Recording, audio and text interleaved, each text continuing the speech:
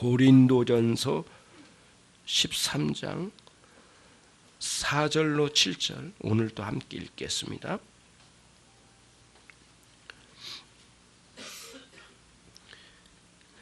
같이 읽습니다. 사랑은 오래 참고 사랑은 온유하며 투기하는 자가 되지 아니하며 사랑은 자랑하지 아니하며 교만하지 아니하며 무례히 행치 아니하며 자기의 유익을 구치 아니하며 성내지 아니하며 악한 것을 생각지 아니하며 불의를 기뻐하지 아니하며 진리와 함께 기뻐하고 모든 것을 참으며 모든 것을 믿으며 모든 것을 바라며 모든 것을 견디느니라. 아멘. 오늘 5절 말씀의 중심에 가운데 있는 말씀, 사랑은 자기의 유익을 구하지 아니하며입니다. 이 본문에서 우리들이 크게 오해할 가능성이 있는 우리 번역된 이 말씀 그대로 읽으면, 문자적으로 읽으면 오해될 만한, 오해되기 쉬운 본문입니다. 무슨 뜻이냐면은 우리는 우리의 유익을 위해서 아무것도 구하지 말아야 되는가라고 하는 문제예요. 만약에 그렇게 생각한다면 하나님은 너무 메마르신 분이고 각박한 분이시고 오로지 하나님의 당신의 영광만을 위해서 우리는 희생할 존재로, 그리고 우리는 당신의 노예적으로 사용하신 것 같은 느낌으로 다가올 가능성이 많습니다. 그래서 오늘 본문의 말씀, 사랑은 자기의 유익을 구하지 아니하며라는 말씀은 전체 문맥이나 성경의 사상으로 볼 때에는 그렇게 읽기보다는 사랑은 자기의 유익만을 구하지 아니하며라고 읽는 게 가장 적절합니다. 하나님의 사랑이 우리 안에 들어오고 난 뒤에 우리는 우리의 유익을 구하게 되는데, 우리 자신의 유익만을 구하는 것이 아니라 또 주변의 유익도 함께 구하는 그런 삶으로 나가게 된다고 하는 것이에요.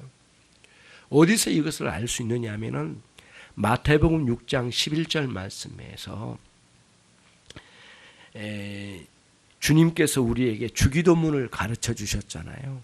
거기서도 오늘날 우리에게 일용할 양식을 주옵시고 라고 하는 말씀 속에 이미 굉장한 뜻이 담겨져 있습니다. 오늘날 나에게 일용할 양식을 주옵시고 라고 가르쳐 주지 않으시고 오늘날 우리에게 일용할 양식을 주옵시고 라고 그렇게 가르쳐 주셨어요. 나라는 이기심에 매몰된 상태에 있는 사람이 예수님을 만나고 거듭난 신앙으로 새롭게 주님의 품 안에 들어오고 난 뒤에는 나 자신만 보는 이기심에 매몰된 사람이 아니라 우리라고 하는 좀 더 확장된 그런 구하는 그런 태도를 갖게 되는 변화가 일어나게 된다는 것이에요. 나에서 우리로 옮겨지는 큰 변화가 일어난 것이죠. 일용할 양식은 단순히 먹는 양식만이 아니라고 누차 말씀을 드렸습니다.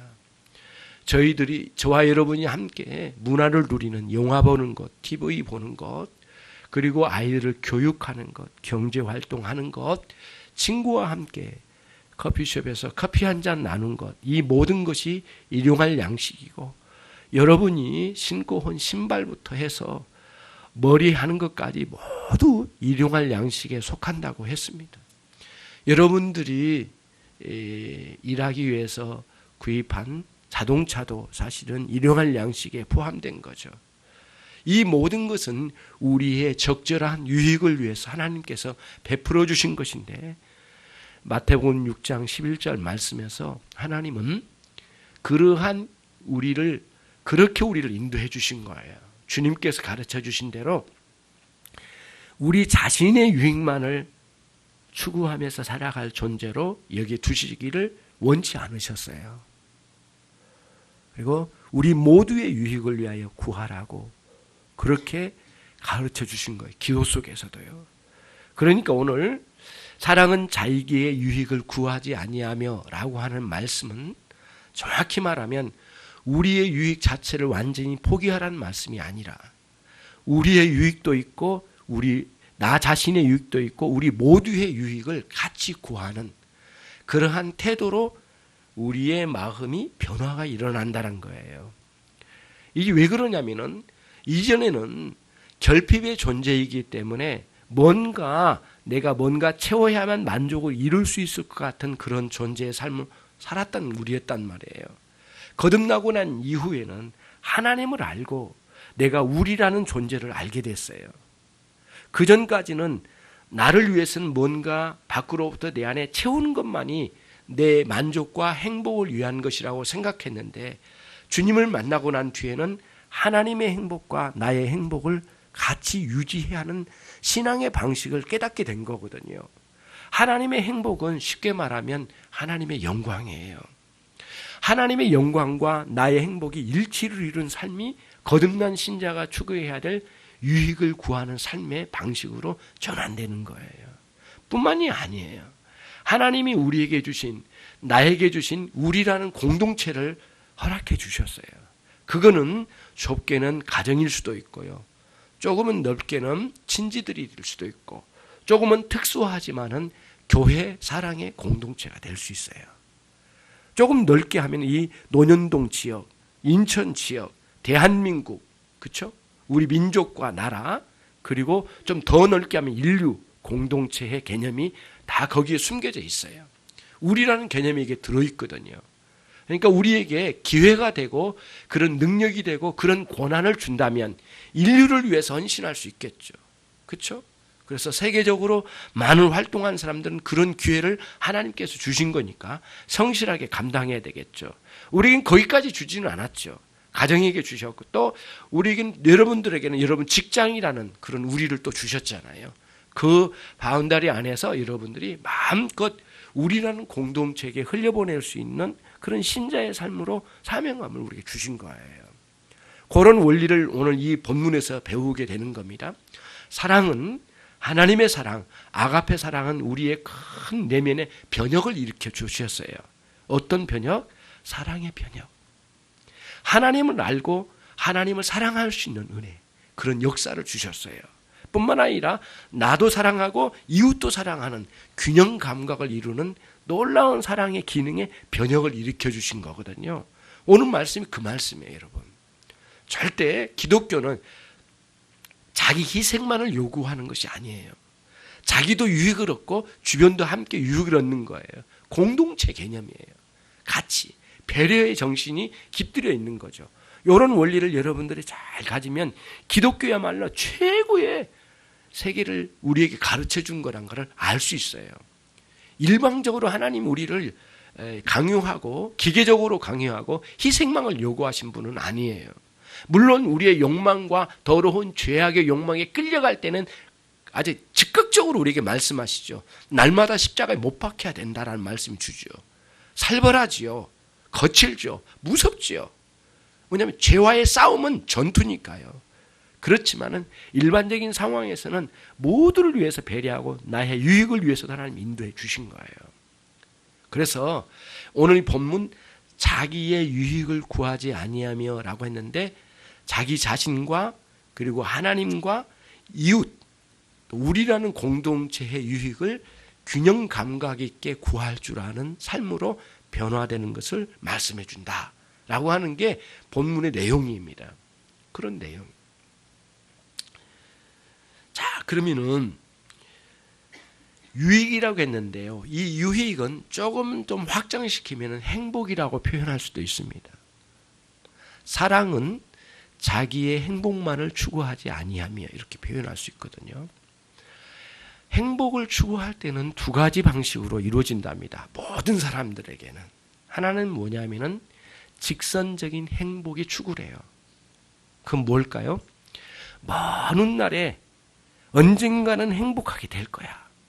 그리고 열심히 노력해서 오늘 고된 삶이 있지만은 언젠가는 행복할 날이 오게 될 거야 라고 하는 생각을 가지고 오늘날 죽도록 헌신하면서 피땀 흘려 노력하고 또 돈도 모으고 그리고 사람들과의 관계를 유지하고 건강도 챙겨가면서 어느 날은 언젠가는 행복할 날이 올 거야 라고 하는 먼 훗날을 향하여 직선적으로 쭉쭉 뻗어가는 행복 추구의 방식이 있대요.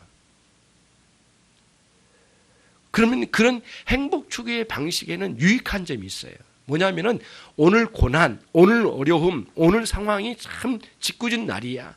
그런데 그거를 이겨낼 수 있어요. 왜냐하면 언젠가는 행복할 날이 오게 될 거니까. 모든 사람은 이러한 직선적인 행복 추구가 필요해요. 특히 어려운 가운데 있는 분들은 더 많이 직선적인 행복 추구가 참 요구돼요. 예, 그렇죠. 그러나 우리 인생은 그 직선적인 행복 추구만으로는 안 돼요. 그럼 어떻게 해야 될까요? 점 하나하나 매일에게 딱딱 꽂히는 행복도 추구해야 돼요. 매일도 즐거워야 돼요. 그래서 오늘 누리는 행복도 있어야 되는 거거든요. 친구들과 함께, 친지들과 함께, 커피숍에서 함께 커피 한 잔 나누는 행복도 그거 하나도 없이 막 살아간다? 그런 인간의 오늘 누려야 될 행복을 너무 무가치하게 생각해 버린 것 같아요. 그러면 안 된다는 거예요. 그러니까 오늘 누릴 것도 누려야 되는 거예요.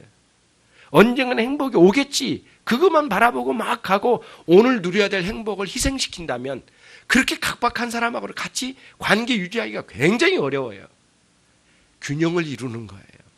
직선적인 행복 추구와 점을 딱딱 찍듯이 오늘에 누려야 될 행복도 같이 누리는 거예요. 대개 여성들은 다는 아니지만 여성분들은 오늘 누리는 행복에 많은 관심이 있고 대부분 남성들은 그게 아니에요. 죽도록 노력을 해가지고 언젠가는 행복하게 될 직선적인 행복 추구하는 게 성향적으로 그게 강해요. 그러니까 네가 맞네, 나는 맞고 네가 틀려. 서로 이렇게 말하니까 안 되는 거죠. 두 가지가 조화를 이루어야 되지요. 남편이 직선적인 행복을 추구한다면 아내는 점적인 행복을 추구하는 것을 같이 오래 조화를 이루어야 되는데 우리 아내는 맨날 즐기고 노는 것만 좋아하는구나 라고 오해를 하거나 또는 우리 남편은 자꾸 언젠가는 행복이 올 거라고 저렇게 노력만 하고 피땀 흘려 결국에는 건강도 잃고 저런 식으로 사니까 이 결혼 생활이 즐거워야지. 거기서 갈등이 생기는 거예요. 조화를 이룰 수 있어야 되거든요. 저와 여러분은 교회도 마찬가지고 가정도 마찬가지고 개인도 마찬가지예요. 직선적으로 쭉쭉 뻗어가는 행복 추구를 통해서 오늘 고난과 어려움과 역경이 있더라도 끝까지 참아내고 이겨내는 그런 불굴의 투지를 가지고 행복 추구의 삶을 여러분들이 꼭 갖추고 동시에 그것만 갖춰서는 안 돼요. 너무 많이 오늘의 행복을 희생시키지 말고 함께 즐기고 나누고 또 옆에 사람 베풀고 돌아볼 줄 아는 이러한 행복 추구의 균형 감각을 이루어가면서 정말 아름답게 살아가는 그런 신자의 삶을 살아가는데요. 그런 삶을 여러분에게 꼭 말씀을 드리고 싶어요. 오늘의 이 말씀이 여러분들에게 분명히 이해가 될 줄 알아요. 인생의 으뜸가는 목적이 무엇이냐라는 질문 우리가 많이 들었잖아요. 소요리분답 1문에서. 하나님을 영화롭게 하는 건 언젠가는 영화롭게 한다는 거죠. 근데 오늘은 모르겠어요. 그게 아니잖아요. 오늘 또 영화롭게 해드리는 삶이 있어야 되잖아요. 그래서 영원토록 날마다 하나님을 즐거워합니다. 이게 뒤에 붙는 거거든요. 신앙의 개념도 마찬가지. 직선적으로 뻗어나가는 그런 신앙의 추구, 그 다음에 오늘 누리는 신앙 두 가지가 같이 겸비돼야 되거든요. 그런 형태로 이루어졌어요. 그러니까 기독교 신앙은 균형이에요. 질서예요. 절제해요. 이것이 잘 조화를 이룬 대로 자꾸 옮겨가야지 한쪽으로 치우쳐지면 안 된다는 거죠.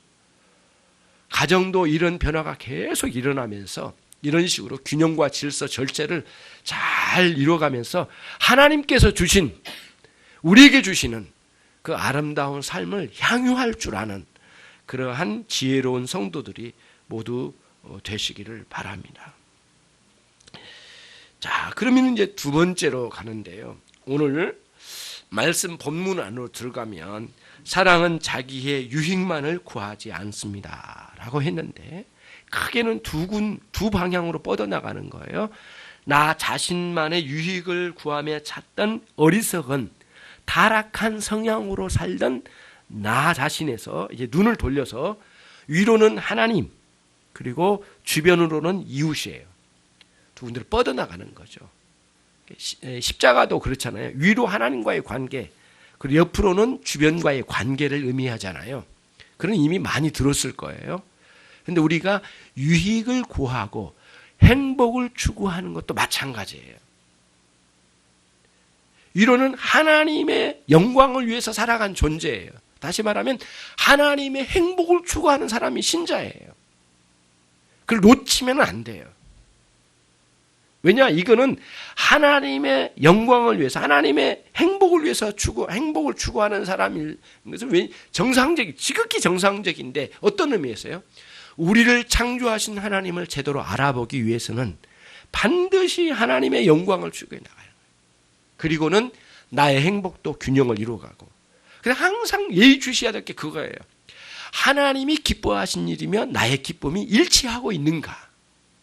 그거예요, 항상. 하나님이 기뻐하신 일인가, 이게. 그러면서도 나도 기쁨인가? 두 가지 같이 어우러져 가는 거예요. 그렇죠? 균형을 이루는 거예요. 정상적인 신앙의 태도가 이런 거거든요. 서로 맞춰가는 거예요. 물론 이럴 때가 있죠. 내가 만약에 욕망에 사로잡혔을 때에는 하나님이 기뻐하시지 않는 일이 내게 기쁨이 되고 내 기쁨이 하나님께 기쁨이 안 될 수도 있죠. 그런 것은 그래서 균형을 이루는 거예요. 하나님이 기뻐하시면서도 나도 기뻐하는 것은 왜곡된 욕망은 아닐 거예요. 질서와 절제와 그런 균형을 이루어가면서 우리들이 유익을 구하고 행복을 구하는 신자의 삶을 살아갈 수 있어야 되겠죠.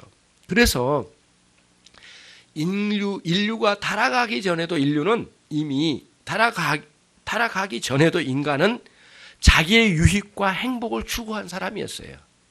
그러나 그때는 하나님의 영광인 하나님의 행복을 추구하고 나의 행복을 추구하는 사람으로 균형을 잘 이뤘어요. 뿐만이 아니에요. 아담 자신과 하와의 행복도 같이 추구했어요. 타락하고 난 이후에는 이 모든 죄의 원인을 그 아내에게로 돌려버리잖아요. 원인 제공자를. 그리고는 이 범죄의 원인 제공자가 자기 아내라고, 그리고 하나님이 보내주셔서 그 여인이 나로 하여금 범죄케 만들었다고 그러면서 남의 탓으로 돌려가면서 결국에는 어떻게 해요? 자기 자신의 유익만을 위한 매몰된 사람으로 떨어지게 된 거예요. 이게 인간의 타락상이었거든요. 그러니까 타락하고 난 뒤에는 행복 추구와 자기 유익을 추구하는 방식이 뒤틀렸어요. 매우 자기중심적이고 균형을 잃어버리고 그리고 관계에 균열이 생겨나면서 깨트려지기 시작하는 거예요. 그러면서 자기 위치를 벗어나기 시작한 거예요. 그리고는 자기 위치를 하나님 아래 그리고 주변 사람과의 관계 속에다 둔 게 아니라 자기를 어디다가 하나님 자리로 옮겨가고 주변에 있는 사람들은 모두 자기 밑에 지배당하는 사람으로 유지하려고 하는 그런 일들이 마구 자행됐어요. 이게 인간 안에 있는 자기 행복 추구의 뒤틀림이에요. 이런 일들이 실제로 일어나기 시작하는 거예요. 그래서 아내였던 하와가 남편을 사랑했지만, 그렇지만 남편은 아내를 향하여 뭐라겠죠? 이렇게 지배하고 늘 지배하는 관계로 놓여지게 됐다라고 하는 게 창세기 3장의 비극적인 모습이에요. 우리는 그런 관계를 아내와 남편의 관계로만 읽으면 안 돼요. 힘 있는 자, 권력 있는 자와 또 그 권력에 굴복해야만 하는 자 사이에는 끊임없이 이러한 지배화, 그리고 강탈과, 그리고는 그런 압박과, 그러면서 그러한 원리로 세상은 늘 그런 식으로 존재하더라는 거예요. 서로를 위해서 이해하고 배려하고 함께 나누는 관계가 아니라 항상 상하관계로 뒤틀려 버렸다는 거예요. 인간이 하나님을 모시는 모두 균형을 이루어가면서 모두 동등한 평등과 그리고 동등한 행복 추구의 권한을 가지고 살아갈 사람들인데, 그게 아니라 남의 행복을 갈취해서 자기 행복으로 채워야만 만족을 이룰 수 있을 거라고 하는 뒤틀린 욕망에 사로잡히게 됐다는 거예요. 그러면서 강도, 강간, 그 다음에 사기, 그 다음에 이런 도적질, 전쟁, 이런 모든 것들이 다 거기서 나온 거예요. 뒤틀린 인간의 욕망. 우리는 그런 큰 데까지 나가지는 않지만 우리들은 오늘 자식이 자신의 유익을 구하는 문제로 시작해서 행복 추구하는 데까지 나갈 볼 때에 남의 것을, 남의 행복과 남의 유익을 내가 빼앗아 내 것에 채우면 만족을 이룰 수 있을 것 같지만은 그렇지 않아요. 인간의 욕망은 하나님도 한 번도 만족시켜 본 적이 없으시대요. 근데 만족을 느끼면서 살 수 있는 원리는 주셨대요. 그게 뭘까요? 절제예요. 인간의 욕망은 다 채워서 누리는 만족은 단 한 번도 주신 적이 없대요. 그러나 하나님께서는 우리에게 그 다 채워지지는 않았지만은 그 만족감을 누릴 수 있는 방식은 주셔요. 절제. 균형, 나눔, 배려, 이런 거죠. 함께 누리는 거예요. 그러니까 인간이 우리라는 개념이 꺼지기 시작하면은 계속해서 자기예요, 자기. 남의 것도 훔쳐다가 사기쳐서라도 채워내야만 만족을 이룰 수 있을 것 같아. 하나님은 반대로 말씀하세요. 우리 주님도. 우리들에게 일용할 양식을 오늘 달라는 말씀이었어요. 오늘날 일용할 양식을 우리에게 달라는 거예요. 나에게 달라고 하는 게 아니라 우리 모두에게 동일하게 같이 주십시오. 그럼 뭐예요? 때로는 내가 많이 있고 남이 적겠지만은 이런 질서를 따라서 베풀면서 같이 흘러가는 거죠. 그런 개념이 이 본문의 내용들이에요. 그러니까 굉장한 의미가 있다고 생각합니다.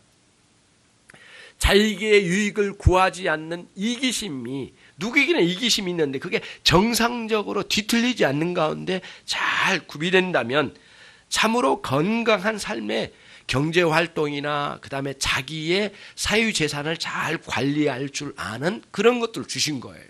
그렇잖아요. 도적질하지 말라는 십계명 속에 사유재산권을 하나님이 허락해 주신 거예요. 모든 사람에게.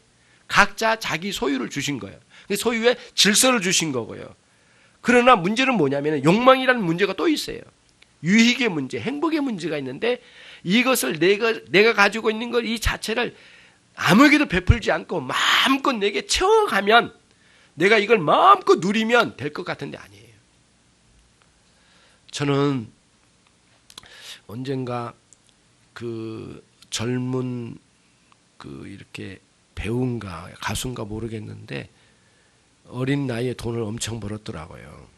예, 그래가지고 우리나라의 가장 높은 빌딩에 어느 한 칸을 사가지고 집을 만들었더라고요. 이 신발장부터 저 응접일 끝에까지 국내 최고급으로 치장을 해놨더라고요. 그리고 거기서 컵라면 먹고 있더라고요. 그러면서 하는 말이 어느 날 무섭도록 외롭대요. 저는 그런 것을 가지고 있는 것이 행복이라고 하는 그 인간의 욕망은 굉장히 뒤틀린 생각이다. 굉장히 위험한 짓이죠. 굉장히 위험한 짓이죠. 제가 이 말씀드리면 많은데 교회가 부흥이 돼가지고 건물을 샀습니다. 아니 건물을 임대를 얻었어요. 교회가 큰 건물, 그래서 5층짜리 건물을 얻었습니다. 교회 건물에 막 교회 단독 건물 엘리베이터 있는 건 처음 봤어요. 그때. 뭐 99년도인가 그때쯤 갔으니까 막 너무 놀랐어요. 교회 안에 엘리베이터가 있고 5층짜리더라고요. 그래가지고 거기가 한 10년 가까이 교회를 쓰지를 않은 거예요. 그 건물을. 왜냐하면 그 교회가 딴 데로 이사 가고 팔지를 못했으니까.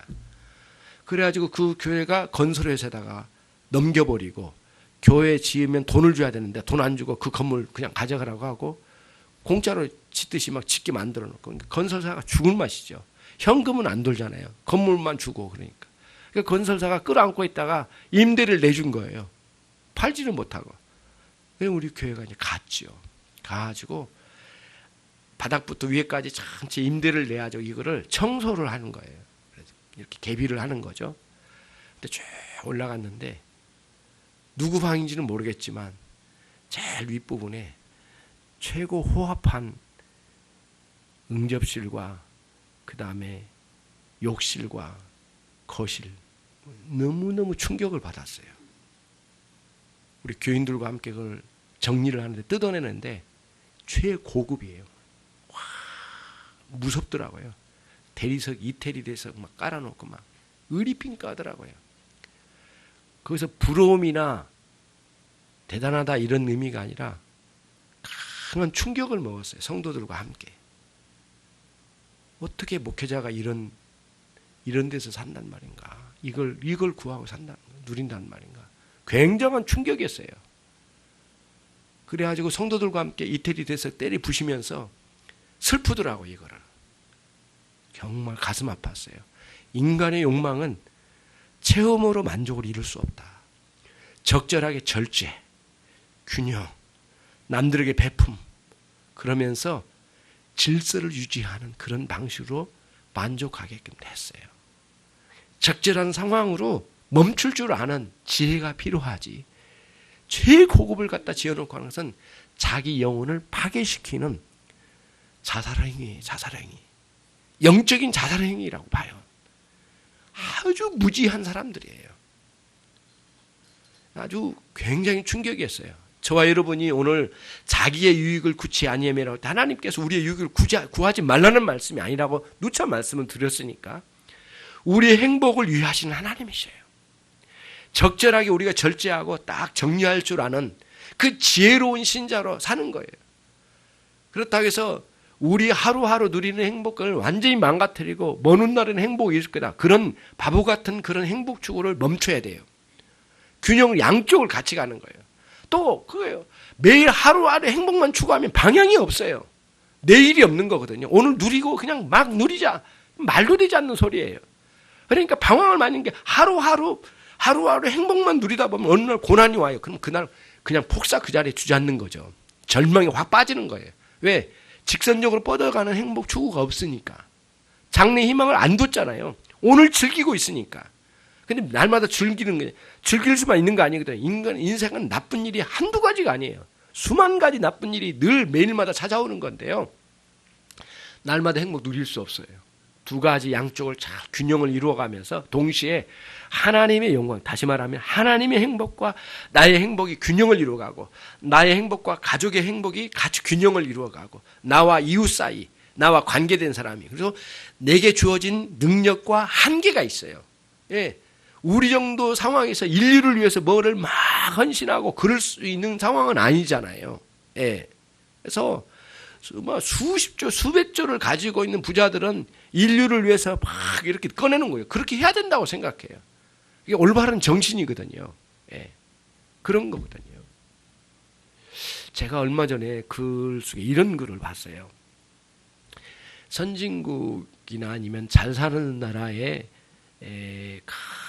큰 돈을 가진 사람들, 그 다음에 그 유명세로 뭐 많은 부와 권력을 누리고 있는 사람들이 선진국에서 하나의 어떤 유행이 탔다면 유행이. 이 세상에서 누릴 권세와 돈을 다 맛보았거든요. 근데 그것이 행복을 다 주지 않는다는 것을 안 거예요. 그 다음에 해야 할 것이 뭐냐. 자신들도 그 어둡고 캄캄한 가운데서 봉사가 문고리 잡듯이 헤매다 잡은 거예요. 뭐냐면은 종교를 안 가지면 못 견디는 존재라는 걸 깨달았대요. 그래서 어떤 사람은 기독교로 와서 예수님을 믿게 된 사람도 있고 어떤 사람은 다른 종교로 간 사람도 있대요. 근데 그 레벨에 있는 사람들이 지금 종교 나름대로 신앙을 구하지 않으면 견딜 수 없는 상황에 도달한대요. 거기까지 도달하지 않는 사람은 부자라고 말하기 어렵다고 할 정도로 굉장한 수준에 있는 사람들끼리 하는 말이에요. 요즘 굉장히 유행한대요. 그러니까 우리 같은 원리예요. 처음부터 신앙을 가진 우리 상황에서도 우리 주님을 아는 이런 신앙의 세계화, 그분을 사랑하고 그분의 행복과 우리의 행복을 균형을 이루어가면서 아름답게 살아가는 이 신앙을 추구하는 그런 삶이 우리들에게 있어야 돼요. 타락 전에는 하나님을 나의 주인으로 알았어요. 나는 그분의 종으로 알고 그리고 그분의 자녀로 알고 그래서 그런 균형 감각을 잘 이루었거든요. 타락하고 난 뒤에는 하나님도 안 보이는 거예요. 피조물을 하나님처럼 섬기고 하나님을 완전히 피조물 이하로 깔아뭉개는 그런 극악무도한 그러한 신앙, 그러한 타락상이 인간 안에 들어오기 시작하면서 이 욕망이란 그리고 행복 추구의 방식도 완전히 뒤틀려 버린 것이에요. 그런 행복 추구는 병적인 행복 추구예요. 병들어 있는 거예요. 잘된 행복 추구가 아닌 거예요. 마음에 철저히 이기심으로 채워져서 뒤틀린 이런 왜곡된 행복 추구로 말미암아 거기서 행복을 누리지도 못하면서 자기 자신의 영혼은 거기서부터 이미 행복을 이루지도 못하고 망가지기 시작하는 거예요.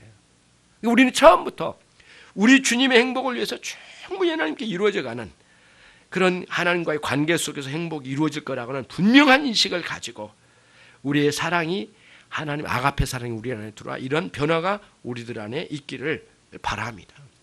만약에 이런 방식으로 나가지 않으면 아무리 노력을 해도 허무함에 지쳐버린 거예요. 영혼은 완전히 피폐해지고 방향을 잃고 혼란에 빠지게 되는 것이죠. 저와 여러분들이 타인의 행복도 고려하고 그들의 행복도 배려할 줄 아는 그 노력을 멈추지 않는 저와 여러분이 꼭 돼야 되겠습니다. 그게 오늘 본문의 말씀의 전체적인 내용들이에요.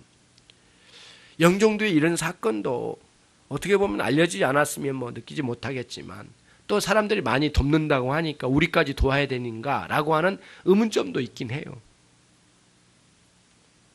그래서 어떤 사람은 그랬대요. 그 뉴스를 계속 저는 찾아서 계속 보고 있거든요. 예의주시하고 있는데 어떤 사람은 그 사람을 직접 만나서 그랬대요. 당신 나한테 약속을 받고 내가 이걸 드리겠다.